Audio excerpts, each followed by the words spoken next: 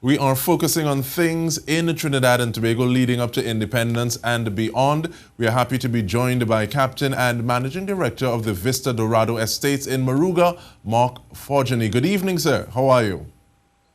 Good evening, good afternoon, Mr. Rosta and Trinidad and Tobago, and outside, because some of the rest of the globe is hearing us. Definitely. We start off with you giving us an overview on Moruga Hill Rice and Dorado Vista Estates. Thank you. Well, right. So the Moruga Hill Rice is really a hybrid that developed naturally here when the Americans brought Oryza glaberrima to Trinidad, to Moruga, and they met the Warao peoples, and there was a lot of exchange of cultures, of foods, and the Waraos Americans were able to grow the Oryza glaberrima here in Moruga, and it transformed over that 202 years into a full dry land rice. And what we have been doing at Vista Dorado Estates, we have taken the traditional hand punching methods and we mechanized that. I went to Japan and I learned from some people over there who they're heavily into rice, and I learned modern methods of hulling our Moruga Hill rice. And so we were able to really get whole bran, whole grain Moruga Hill rice and develop a sustainable mechanical production system. That's the overview there. And how important is it to be able to incorporate, I guess, updated methods of production with regard to, and one thing I noted, you said you were able now to get whole grains. What's the difference in the traditional versus slightly more modern methods of production to you? Right. So the traditional methods of production, when I was small, my grandmother, Mama Ninchacha, had a mortar and pestle below our house in Bastia. And after you cut the rice by hand, you dry the rice on a pal in the sun on the road, and then you would pound the rice in the mortar. You would physically use the pestle and up and down in order to take the hull off. Inevitably, because Moruga Hill rice is a brittle grain, it's an all-natural, non-GMO grain, so it's naturally brittle. The rice would end up broken. Then a little later on, my grandfather bought one of the Scottish single pass mills, and inevitably that would take off the red bran and make the rice white. There was also the cultural sensitization then that rice had to be white, and Moruga Hill rice is a red, naturally red grain. So when I went to Japan, I'd been to Japan in my life as a merchant navy captain. But when I went to Japan to learn about their rice and their production of rice, I spent some time with a guy who showed me the different methods of milling non-white rice. Because there are two types of rice. There's Oryza glaberrima, which is African rice, and there's Oryza sativa. And Oryza sativa is what that went to Asia, to India, and then agricultural science did further research on Oryza sativa to make the commercial varieties, which are genetically modified varieties. So to mill that rice, a lot of the industrial mills were designed for that long, thin rice, whereas Moruga Hill rice is a short, fat grain. So we were able, when we used new milling processes, which we patented, because we actually had to design them from scratch, we were able to get the whole grain, the fat, oblong, like a diamond-shaped grain with all the bran on it, right? And that's what we bring to the customers, the whole, all-natural Moruga Hill rice. Now, I want to get into some of those techniques that you spoke about just now, but before that, though, you also spoke about the difference in color. What are some of the other differences in terms of, I guess, nutritional value that you see between the Moruga Hill rice as well as versus the types of rice that we would normally see in the market, supermarket shops? Excellent question, Mr. Rosta. So Moruga Hill Rice has vitamin C. I know a lot of people don't believe this. When we did the tests at Kariri, right? Big shout out to Kariri, Megnat Hussain and the others there. We found out that Moruga Hill Rice, besides the high fiber, right? Besides the calcium, besides the magnesium, it has more vitamin C than an orange. So you're now getting a grain that when you digest it, the high fiber and zero sugars means that in your body it digests much slower. That's why it fills you more and fills you faster, fills you longer in terms of how you feel when you eat.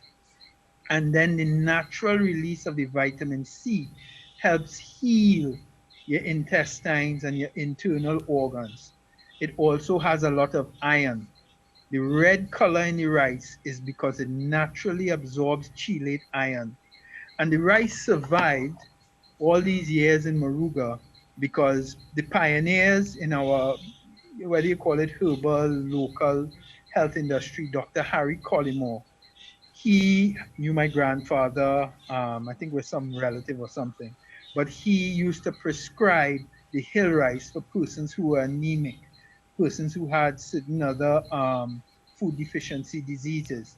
And people would come down to Moruga by my grandmother and others. There were others who kept the rice industry going, and they would get their hill rice milled and eat their hill rice as medicine.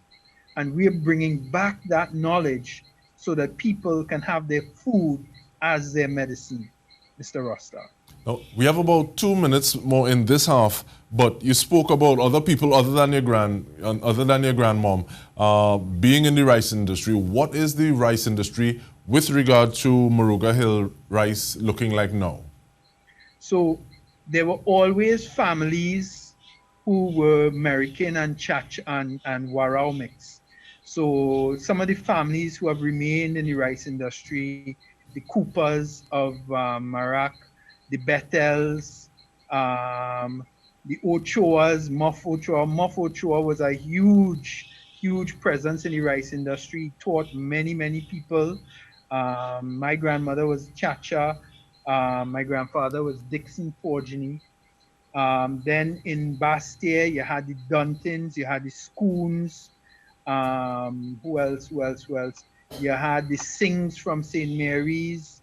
You have the Becessors from St. Mary's. You have Charter and St. Mary's as a whole. There are a lot of other rice farmers too. Mr. Charter, Junior Isles, the Telesford family, big into rice production, and everybody was doing it hand production. We're slowly moving more and more of the young generation mechanizing the hill rice production. They've dug ponds this year, so we don't have to solely wait on the rain.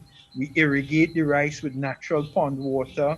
We manually clean between the rice, so there are no chemicals used to manage your rice field, so that what the public gets when they buy our Vista Dorado brand Moruga Hill Rice, they get an all-natural, non-GMO, healthy product. And these are some of the things that I want to talk about. But before we go to that break, I just think it's so important because sometimes you see one face, we hear one name, but at the same time, I think it's really important that people who are involved in the industry, whatever industry that is, they are recognized. And we want to thank you for sharing those names with us. But stay with us, and we ask you tuned in to stay with us. We return with more, speaking with Captain Mark Forgenie about Moruga Hill Rice and more. Welcome back. We are speaking with Captain Mark Forgenie. We're talking about Moruga Hill Rice. Now, Mr. Forgenie, if someone told you that you would have left Moruga, become a captain, and then found your way back to the land, looking for geographic indicators and dealing on this sort of level with Moruga Hill Rice, what would you have told them? I agree. I would have said they were crazy. You know, when you're young, you want to do the exact opposite of what your parents want you to do. And similarly, my father wanted me to be an engineer. My mother wanted me to go and study medicine. I did maths, physics, chemistry at presentation, and I got 2 A's and a B. So I could have done that, right? But I love the sea. I'd been in Sea Scouts, and I love the sea. And one of my friends at Pointe-a-Pierre was, his father was the harbor master, and that helped me get my first opportunity. And I really wanted to go international, and I got that opportunity to go to England to study at Southampton University Maritime, Wasatch Maritime College. And that experience is what I was repairing ships in Japan and Singapore, and I got to live in their culture in Japan, live in the culture in Singapore, and I saw the differences. I went there because of my career, but I ended up seeing the differences in their culture and their lifestyle approach. I don't mean when I say lifestyle, the partying or anything. I mean how they view the important things in a society. And we are blessed with a lot of natural resources in Trinidad, but we were not viewing a lot of the soft issues. We were not looking at the holistic development of our lands. And it was years later that the very things I had run from, when my father would tell me, hey, it's Saturday, we have to go in the land, we have to clean the citrus, we have to put down more cedar. I see the wisdom now of the lessons he was trying to teach me. But when you're young, it just seems like hard work, and you want to go on the beach, you want to lime, you want to go by the football field. You don't see the value of those things then. And that's what we have to convey to our young people today. That similarly, they have the internet, they have all those distractions, but they have many blessings on the land and nature has to be saved. Yesterday morning, I went in my uncle's land, and a deer jumped up from in the rice field. And some people would tell you a deer is only good for dead as deer meat. But if you take that same deer and you teach young people how to be guides, and we get an ecotourism industry going, then thousands of people can come to Moruga to see a red-brocked deer in its natural habitat, eating a little rice, drinking water, and it's amazing. That is much more amazing than a piece of dead meat on a supermarket shelf. It seems that, to me, part of what you're saying is that what other people may call a burden is more a responsibility of independence. But with that in mind, though, one of the causes that you're supporting is the Farmers Collective, which is having a fundraiser that will happen shortly. And what are some of the reasons that you're supporting this effort or this initiative? Well, there are a few reasons, Mr. Rasta, and one of them is I am of mixed race, and I would have been one of those angry young black men in my time. When I was young, I would have had fights, scraps, whatever, major disagreements. We have to get, as a people, not relying on the government, as a people, to teach our young people, the generation who is coming in, how to handle their emotions, how to handle that excess energy. And we need to channel that excess energy into productive things, away from negative things. And that is what Akinola, Alpha Xenon, the whole group there at Siparia Deltones, they're doing it with music. Me personally, I'm not musical at all, but my brother could play a guitar, could play the piano, the recorder. So we have to find alternatives to just the music for young people who have that energy but are not musical. And the land and mechanized agriculture, and there are other support roles around mechanized agriculture. Young men will have jobs and opportunities as electrical hydraulic specialists, machine specialists, operator specialists.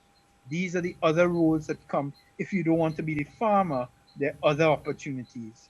But we have to bring these messages to the young people, catch them early, expose them to the opportunities, and then let them try each one until they find what suits them and what they are suited for.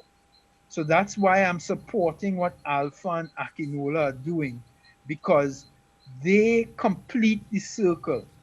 I have one little section where I have created the mechanized production system, but they have the outreach. They are bringing together the collective of hundreds of farmers, thousands of farmers. They're bringing young people in through music and arts. Alpinola has the whole carpentry thing going, teaching them skills with their hands. These are all, when the whole circle is covered, when you have the academic, you have the practical. Okay, it seems as we have a little break there, and one of the things I also but we get the energy and we get the focus of where Captain Forgenie is going. But if you can hear me now, I'm asking the final question. I think what is the impact of being successful in pursuing a geographic indicator for Moruga Hill Rice? Right. So what we're doing by pursuing the geographic indicator, we are going to ring fence Moruga Hill Rice for Trinidad and Tobago people, right? Because there are certain external universities in America especially. Because first of all, Mr. Rosta, we have a rice that grows on dry land with minimal water or rainfall. And rice is the #1 staple for food. So we can produce a key food, with minimal rainfall and on acidic clay soils, poor quality soils. So in theory, we can take our rice to Africa, to Northern Australia, and I mean to Saharan Africa, where we could grow rice in the desert with irrigation. We need to protect this because the rice, the grain, it is here in Moruga. It did adapt here in Moruga. But because of our history since independence, we didn't bother with it. We didn't really place a scientific emphasis on it. We now are. So the geographical indicator will both increase the value of the product and put legal restrictions to stop foreigners from taking the Moruga Hill Rice grain outside of Trinidad and trying to replicate our production systems outside of Trinidad. It's something we should have done with our cocoa, but that ship already sailed, so we're doing it with the hill rice. And where are you in that process? Well, it's not me personally, Mr. Rosta. That's the cooperative, and the cooperative we have a lot of work to do still. The president of the cooperative, she has to keep the momentum going, because you have to get all the technical studies, the scientific studies in. But the Ministry of Trade and Industry, the Honorable Paula Gopi-Schoon, has been very, very supportive for the last 5 years, 6 years. Paula Gopi-Schoon has been quietly and in the last half of their government openly supporting us. But she was there helping for a very long time, guiding us to entities who could support with the science, guiding us with the formation of the cooperative. So we're on the road. We just have to continue the momentum to attain the GI. And we want to thank you for your time and sharing and giving people an idea of what are some of the things that are happening, like I said, in lead up to independence and beyond, Captain Mark Forgenie. And we also want to thank you on behalf of our entire news team for tuning in. I'm DK Rosta. Have a good night.